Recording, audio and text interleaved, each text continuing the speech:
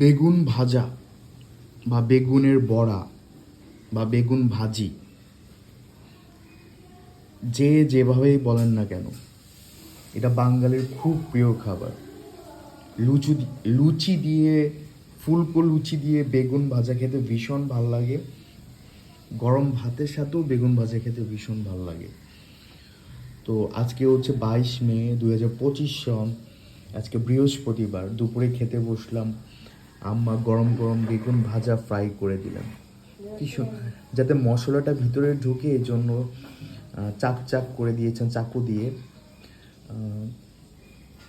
আর বেগুন ভাজা কখনো পানি দিয়ে ভাজতে হয় না, একদম তেলেই ভাজতে হয়, তাহলে ব্যাপারটা জমে যায়। তো আজকে বেগুন ভাজা দিয়ে ভাত খাবো। আর সেই সাথে আছে নিরামিষ ঢ্যাঁড়স ভাজি বা ভেন্ডি ভাজি। সো অনেকেই হয়তো ভাবতে পারেন আমি কি হিন্দু কিনা, খালি নিরামিষ খাচ্ছি, ভেজিটেবল খাচ্ছি। ব্যাপারটা এরকম না, মাছ মাংসও খাই, বাট কি একটা অদ্ভুত কারণে আমার ভেজিটেবল প্রতি এক ধরনের নেশা আছে, আমার ভালো লাগে খেতে।